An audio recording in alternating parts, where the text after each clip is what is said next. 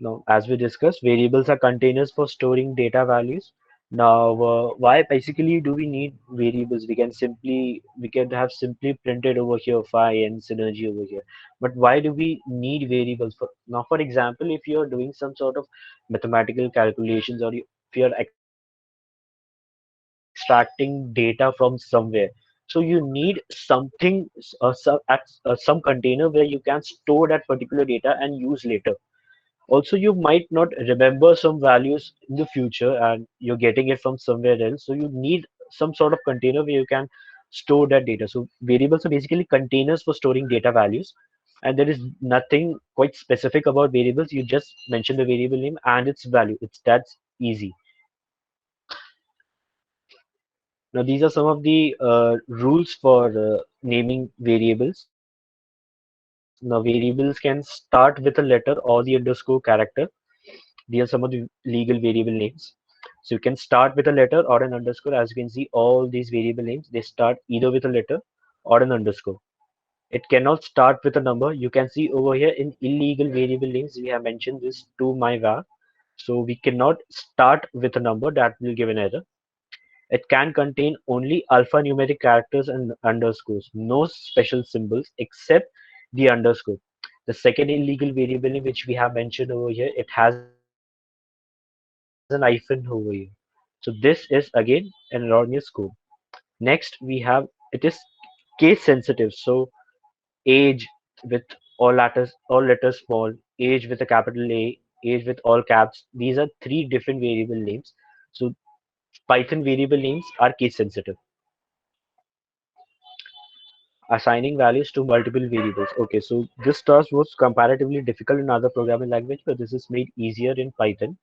So in other programming language, what you must have did was x equal to synergy on one line, and then y equal to Python on another line, z equal to course on another line.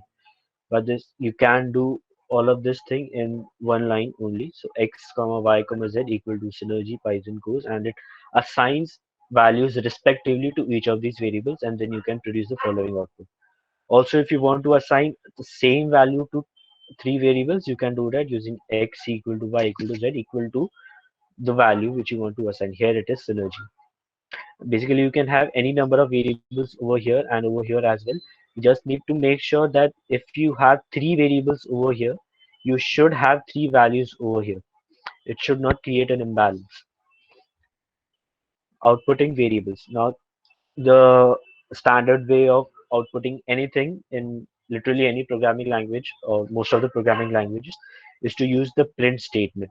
So it is the same in Python. You basically say print and then output the string or the values which you want to output. So over here you can see we have this y variable which holds this value of community. So we have written synergy plus y. Now plus is something which is used for string concatenation. We'll see all those operations on strings later, but this is one of the common methods which is actually used in print statements as well. So plus is basically used to concatenate two or more strings or one or more strings. So here we have concatenated two strings, synergy plus community. In the same way, we have this comma operator as well. So what we say is Python is, and then we put a comma, and then we write the variable name. So this will also do the same task with concatenation. One thing which we can note over here is we have not added any extra space over here. So this was the space which was initially there in our statement. That is exactly the same space is visible in the output. But in case of using commas, it also adds an additional space over here. As you can see, there is no space, but in the output there is. So this is a little difference between the plus and the comma operator. Now, and everything else is the same. And now we can also use the plus character to add a variable to another variable. So over here, what we did is we use this constant value of synergy inside double quotes, and then we have written the variable name. But that is not the only way. We can basically use two different variables, add them, and then output the same. So even this is valid.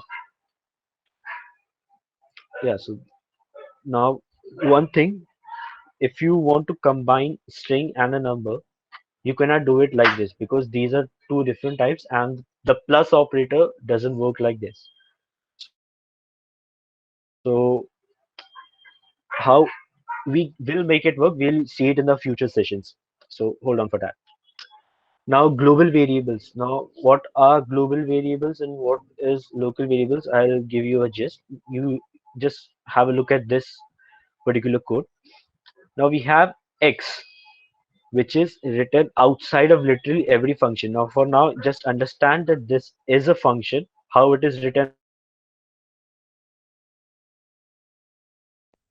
of every function? Function is basically a block of code which may be reused, and you can use it at various places in your code. You need not rewrite the same code again and again. Write it only once and write it inside the block of function, and then you can use it further by just calling the function. We'll see more technicalities in the future, but currently just assume that this is a function. Okay, so this x variable, it is outside of any functions in literally everything. It is in your main file, not inside any function. So this is called a global variable because it is globally available. Now this x variable can be accessed from anywhere in your program, literally anywhere. For example, if I didn't have this, for example, this x equal to fantastic was not here. So if I would have written Python is and then plus x, so it would have printed Python is awesome. Okay, ignore this particular line. So it would have given Python is awesome. Now we have x equal to fantastic over here inside this function. So what this x denotes, it is a variable that is local to only that function. So we can access x equal to fantastic, the fantastic value of x, only inside this particular function and not outside. So as you can see, I have this my func and then I have this print statement. So my func will get executed first. So what it will do, first it will print this, then it will print this. So first it will print what is inside the function and then what is globally available. So inside the function it is Python is plus x. Inside the function the value of x was fantastic. So that is what gets printed in the first line. Outside the function the value of x is awesome. It is not fantastic. Fantastic is the value locally, but awesome is the value globally. So outside this function we have Python is awesome. So yeah, this is what the idea of global variables and local variables is. Now, for example, if you want to create a global variable inside a function, now in the previous example which we saw over here, x was a local variable and it was available only to that particular function. But for example, if you want to create a global variable inside a function, yes, we can do that using this global keyword. So this is one of the first keywords which we are learning in Python. So to create a global variable inside a function, we use the global keyword, and this will create a variable in the global scope. So what we do is inside the function, we write global and the variable name, and then we assign some particular value to that variable. Now this value x equal to fantastic can be accessed outside this function as well. Okay, so that means we can access in the global scope as well. So this is the functionality of the global keyword. Now we another concept over here is ID of the variables. Now everything, every variable or every kind of data is stored inside the computer in some sort of memory block in your hardware and your architecture. So all those usually those addresses are in binary format, but since binary format is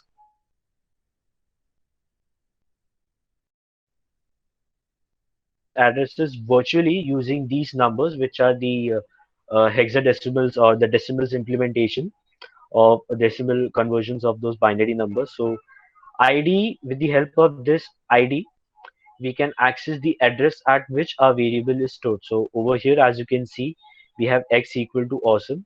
Then we print x and then we print the ID of x. So when we print x, we get its value. When we print ID of x, we get the address where that variable is stored.